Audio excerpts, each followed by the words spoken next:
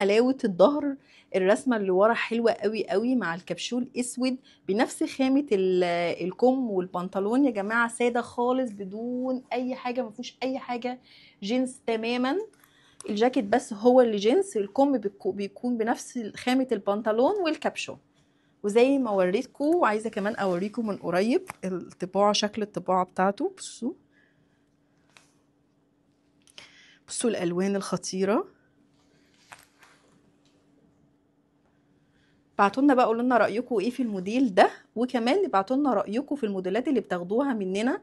ببسط جدا جدا بكل ارائكم، ولو عايزين في موديلات معينه عايزيني اجيبها لكم اطلبوها مننا. وابعتوا لنا كمان رايكم، محتاجه اعرف رايكم في الموديلات اللي بنبعتها والخامات بتاعتها. ولو في موديل ما عجبكوش تقدروا برضو تبعتوا لنا وتقولوا لنا ايه هو.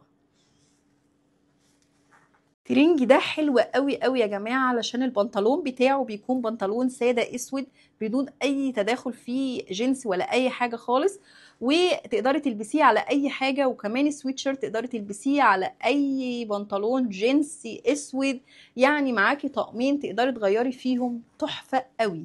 ده غير الخامه بتاعتهم جينس حلوه قوي قوي. وكمان الطباعه، بصوا الظهر بتاعه شكله عامل ازاي، بصوا خطير ازاي، بالكابشو بتاعه بيكون ماتشنج مع الكم الاسود والبنطلون، خطير جدا. بصوا قولوا لي بقى رايكم ايه في الترنج الخطير ده. بصوا الظهر، بصوا كده، ده لو لبسنا تحت الترنج تيشيرت ابيض، بصي شكله خطير ازاي، عشان برضو الخطوط اللي هنا بيضه بالشكل ده كده، وهنا ابيض، وبرضو عند البنطلون من تحت. فتقدري تلبسي تحتيه تيشيرت ابيض بالشكل دوت، او تلبسيه مقفول زي ما هوريهولكوا دلوقتي. بصوا قد ايه شكله خطير. ده غير طبعا ان ده اللون اللي بتطلبوه مننا على طول، اللون الاسود المحجر، الجنس المحجر. مقاسات لارج اكس دبل 3 اكس، انا كده لابسه اول مقاس في الموديل، مقاس لارج. تلبيس مرتاح جدا جدا. بصوا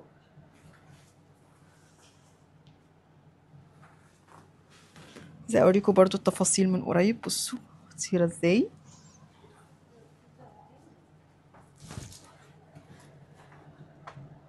الظهر هوريهولكم كمان وانا ماسكاه، حلو قوي، نفس اللي موجود في الظهر وهو اللي موجود هنا. شفتوا ترنج حلو قوي كده، بصوا تحفه، تفاصيله كلها بجد خطيره، هوريها لكم كلها. ده غير تلبيسه ومقاساته، ده مقاسات لارج اكس دبل 3 اكس. انا كده لابسه اول مقاس يا جماعه، بصوا قد ايه واسع.